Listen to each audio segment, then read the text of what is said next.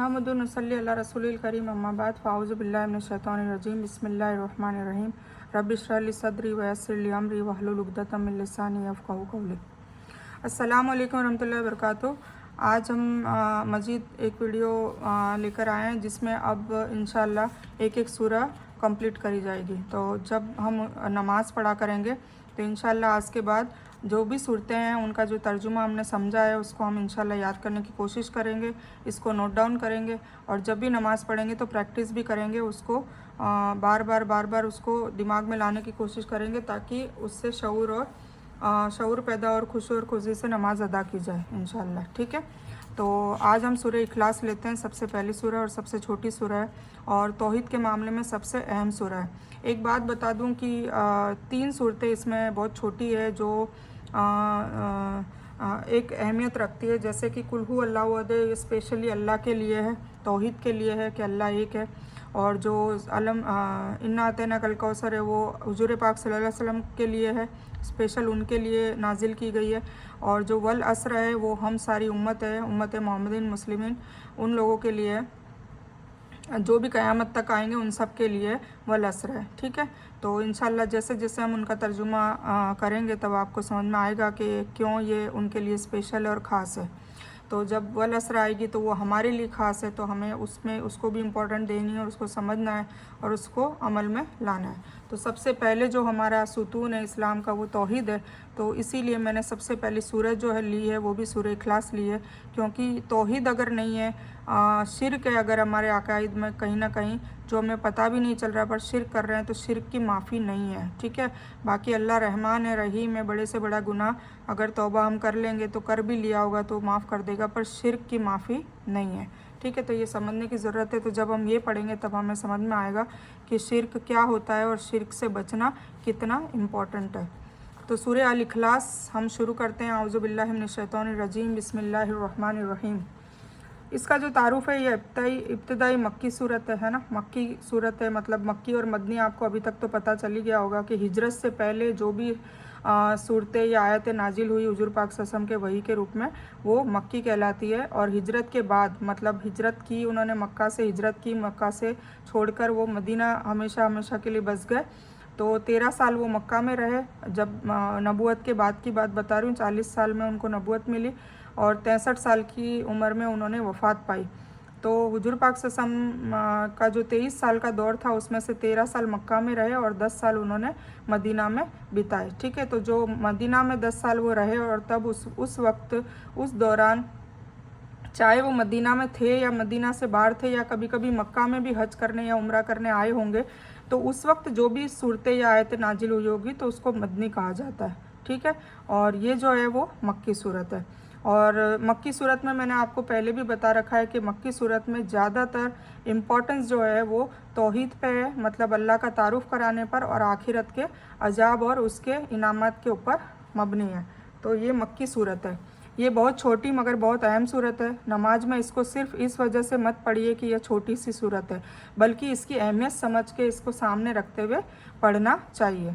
इस सूरत का नाम इखलास है, यानी जो कोई इसको समझकर पढ़ेगा और इस पर ईमान लाएगा तो उसका अकीदा खालिसतन हो जाएगा, है ना, मतलब खालिस हो जाएगा। इखलास और खालिस दोनों एक ही रूट वर्ड से आते हैं। यह सूरत 1/3 कुरान के बराबर है ना। हजरत अबू दरदा बयान करते हैं रज़ियल्लाहु ताला अन्हु बयान करते हैं कि नबी सल्लल्लाहु अलैहि वसल्लम ने फरमाया, क्या तुम में से कोई शख्स एक रात में कुरान का 1/3 हिस्सा पढ़ने से आजिज है? सहाबा किराम कहने लगे, कुरान का 1/3 हिस्सा किस तरह पढ़ा जाएगा, है ना। तो नबी सल्लल्लाहु अलैहि वसल्लम ने फरमाया, कुल हु अल्लाहु अहद कुरान के 1/3 हिस्से के बराबर है। सोचिए, मतलब एक बार कुल अल्लाह पढ़ने से 1/3 कुरान मुकम्मल होता है, और अगर आप 3 बार पढ़ लेते हैं तो पूरा मुकम्मल कुरान का सवाब हमें मिलता है। ये मुस्लिम की 811 हदीस है। तो हमें दिन में कम से कम सुबह और शाम को एक मामूल बनाना चाहिए कि जब नमाज़ पढ़ें, नमाज फ़जर और नमाज असर या नमाज मगरिब के बाद कम से कम 3 बार कुल हु अल्लाह पढ़ना चाहिए। ठीक है, तो उससे क्या होगा, हमें सुबह भी एक कुरान पढ़ने का सवाब मिल जाएगा और शाम को भी एक कुरान पढ़ने का सवाब मिल जाएगा। हमको किसकी इबादत करनी चाहिए या माबूद कौन हो सकता है, इस सूरत में इसका बेहतरीन जवाब है। इस सूरत को सूरतुल फलक और सूरतुल नास के साथ हर फ़र्ज़ नमाज के बाद एक एक बार, फ़जर और मगरिब के बाद 3 बार पढ़ना रसूल सल्लल्लाहु अलैहि वसल्लम की भी सुन्नत है।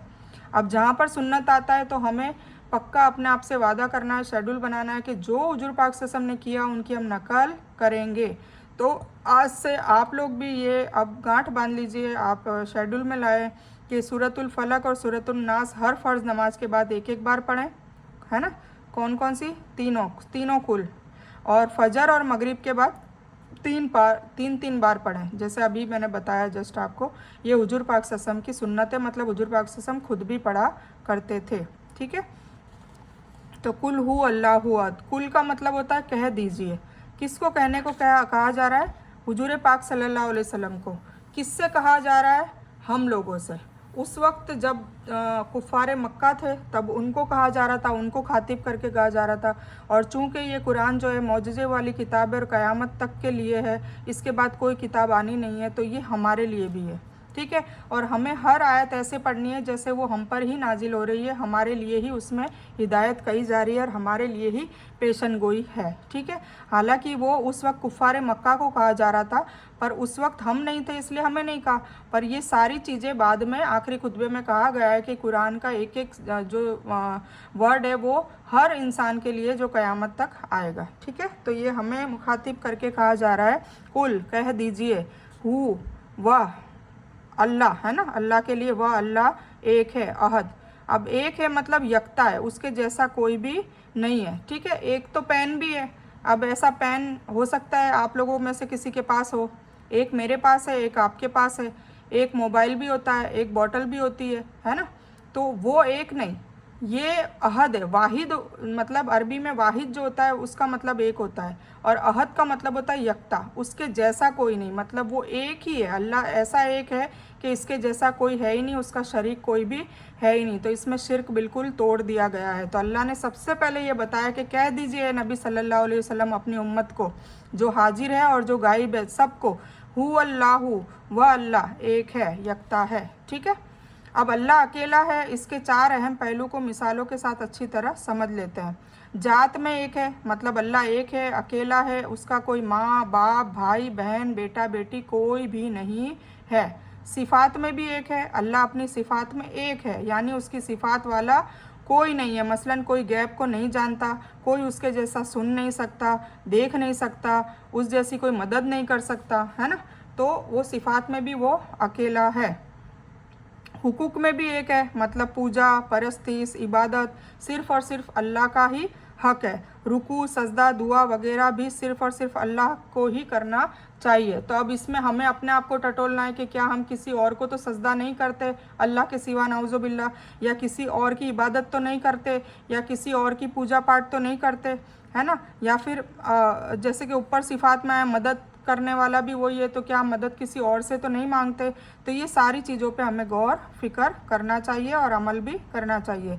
इख्तियारात में भी वो एक है, मतलब अल्लाह इख्तियारात में भी कोई शरीक नहीं है। यानी जब उसने कहा कि शराब हराम है तो कोई उसको हलाल नहीं कर सकता, मतलब जब उसने किसी चीज़ को हराम कह दिया तो उसको हलाल करने का इख्तियार किसी को नहीं है, हक नहीं है। ठीक है, और अगर किसी चीज़ को उसने हलाल बता दिया तो उसको हराम करने का भी इख्तियार किसी को भी नहीं है। मतलब कोई भी कानून कायदे जो है वो कोई भी बदल नहीं सकता। इवन जो रसूल और अंबिया आए उनको भी अल्लाह ताला का कानून, उन्होंने जो अल्लाह ने बताया वही के रूप में आया, वो उन्होंने बताया, उसमें मिलावट करने का बोलने का भी उनको अधिकार नहीं दिया गया था।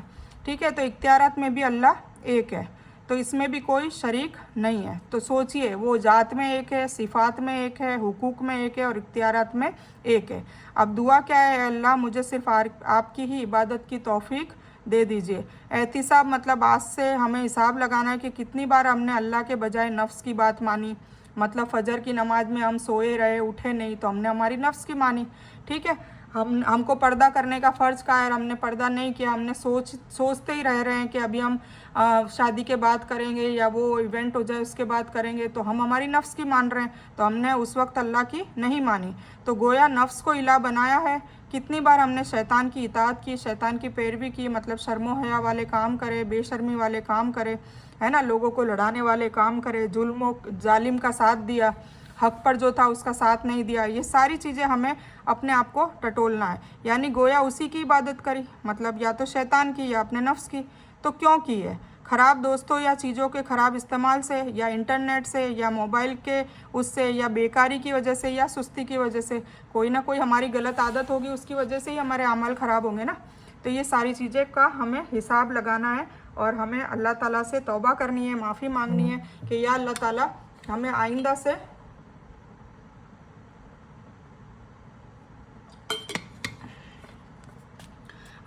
से ये ऐसे अखलाक, ऐसे अमाल हम ना करें, इसकी तौफीक दें। ठीक है, और आज से प्लान बनाएं कि ख़राब चीज़ों को, ख़राब आदतों को, ख़राब दोस्तों को ज़िंदगी से हमेशा हमेशा निकालने का और सही इस्तेमाल का प्लान बनाना है। देखिए, जैसी संगत होगी वैसा असर होगा। ठीक है, अगर नेकोकार और इबादत वाले लोग और अच्छे लोगों का संगत होगा तो हमें अच्छी आदतें हमारे में डलेगी। अगर बदकार लोग होंगे, गंदे लोग होंगे, लड़ाई झगड़े करवाने लोग होंगे, बुरी संगत वाले लोग होंगे, नशे पत्ते वाले लोग होंगे, तो वैसे ही हमारे में अमल आएंगे, वैसी हमारी आदतें होगी। तो सबसे पहले चयन अच्छा करें, चुने अच्छे लोगों को, उसी से आपका जीवन उसी तरह से जाएगा। तो कुल मतलब यानी तबलीग कीजिए, कह दीजिए हमें भी तबलीग करना है, फिर हमें भी इस पे अमल करके लोगों को भी बताना है कि अल्लाह एक है, उसी की इबादत की जाएगी, उसी से मदद मांगी जाएगी, उसी का इख्तियारात है, उसने जो हमें ज़िंदगी दे रखी है उसमें हमें सब्र करना है, उसी में हमें शुक्र करना है। ज़िंदगी में अगर कोई परेशानी आ रही है तो उसमें तौबा करें और अल्लाह को अल्लाह को कसूरवार ना ठहराए, अपने आप की मलामत करे और अपने अमालों को टटोले कि कहीं मैं कुछ गलत तो नहीं कर रहा या कर रही, उसकी वजह से अल्लाह अजाब दे रहा है, या फिर कुछ ना कुछ मतलब गड़बड़ चल रहा होता है, तभी कुछ ना कुछ होता है। तो वो हमें अल्लाह टटोलने के लिए और एक झटका देता है ताकि हम वापस अल्लाह की तरफ रुजू करें।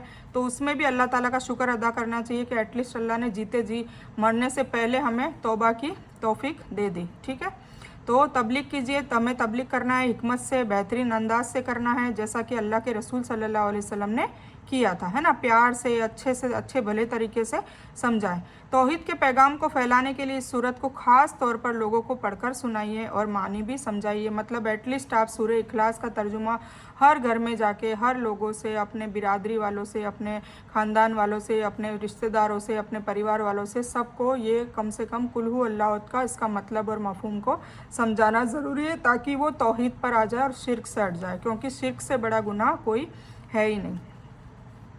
नेक्स्ट आयत है अल्लाहुस समद, अल्लाह बेनियाज है। पहले अल्लाह ताला ने कहा कि कह दीजिए अल्लाह एक है, यकता है, उसके जैसा कोई नहीं है। फिर दूसरी बार कहा कि अल्लाह समद है, मतलब अल्लाह बेनियाज है। अल्लाह बेनियाज है, सब उसके मोहताज है, पर वो किसी का मोहताज नहीं है। हम उसकी इबादत भी कर रहे हैं तो हमें उसको हमारी इबादतों की ज़रूरत नहीं है। अरबों खरबों फरिश्ते उसकी इबादत करने में लगे हुए हैं। अगर हम इबादत करेंगे तो उससे हमारा फ़ायदा होगा, हमारी दुनिया भी बेहतरीन होगी और हमारी आखिरत भी बेहतरीन होगी। तो अल्लाह बेनियाज है, समद है, यानी उसको किसी इंसान की या किसी चीज़ की कोई ज़रूरत नहीं है। उसको ना नींद आती है, ना ऊँग आती है, ना वो थकता है, एक उबासी भी उसको नहीं आती, और न ही उसको किसी चीज़ की तलब होती है ना वो खाता है ना पीता है। तो वो सबसे अलग है, यकता है।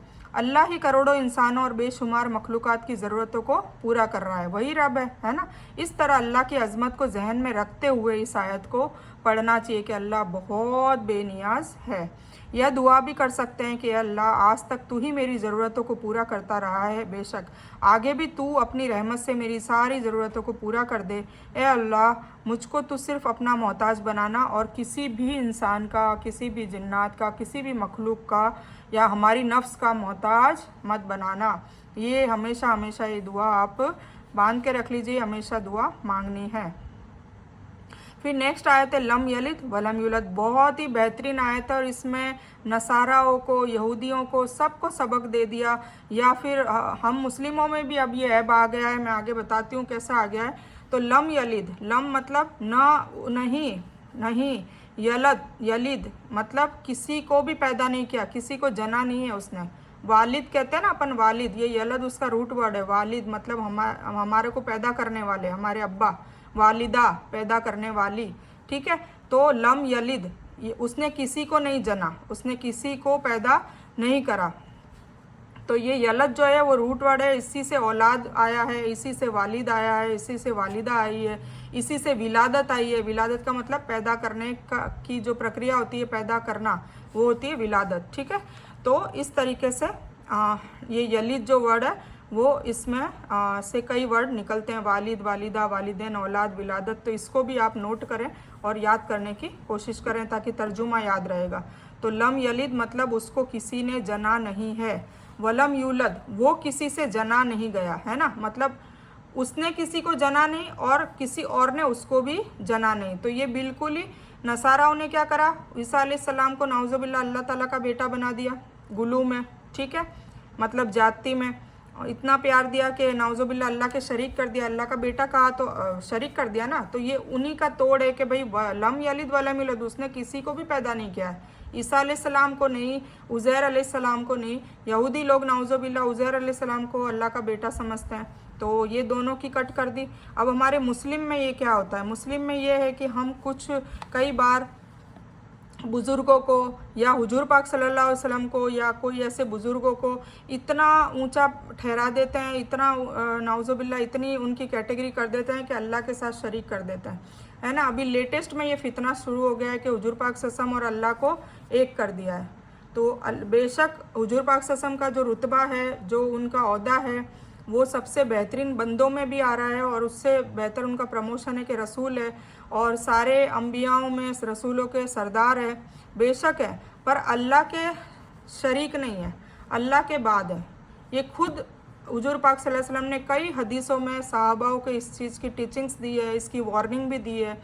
कुछ सहाबाओं को सख्त अल्फाज में भी बताया है, गुस्से में आके, मतलब ऐसे ऐसे इंसिडेंट होते रहते थे उस वक्त। कोई सजदा कर लेता था, कोई चूम लेता था, तो हुजूर पाक सल्लल्लाहु अलैहि वसल्लम ने उसी वक्त रोका, टोका और ये भी कहा कि आगे वाली नस्लों तक भी ये मैसेज जाने की वजह से पूरी तरीके से समझाया है। ठीक है, तो ये हमें बहुत ध्यान रखना चाहिए और इसी को शिर्क कहते हैं कि हम बहुत ज़्यादा गुलू कर लेते हैं, बहुत ज़्यादा ज़्यादती कर लेते हैं। हमारे नेक बंदे जो होते हैं हमारे जीवन में, या ऐसे वली औलिया गुजर चुके हैं या कोई रसूल या अम्बिया गुजर चुके हैं, तो फिर हम में और ईसाई लोगों में या यहूदी लोगों में क्या फ़र्क रह जाता है। फिर बात तो बराबर हो गई कि हम भी उन्हीं की जैसी हरकतें कर रहे हैं।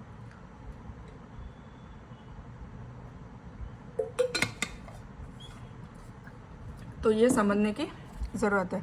इस आयत का मतलब यह भी है कि अल्लाह ताला हमेशा से है और हमेशा रहेगा। अपने तसव्वुर में हज़ारों, लाखों, करोड़ों, अरबों, खरबों साल पीछे जाइए, अल्लाह जब भी मौजूद था और उससे पहले भी, इसी तरह आगे का दौर सोचते चले जाइए। अल्लाह उस वक्त भी रहेगा और उसके बाद भी हमेशा हमेशा के लिए रहेगा। ठीक है ना, मतलब हमारी दुनिया बनाने से पहले भी अल्लाह था, हमारी दुनिया बनाते हुए भी अल्लाह है और हमारी दुनिया क़यामत आ जाएगी उसके बाद भी अल्लाह रहेगा। जन्नत दोज़ख के फैसले हो जाएंगे उसके बाद भी अल्लाह रहेगा। तो अल्लाह तो कभी, अल्लाह का तो कोई एंड ही नहीं है।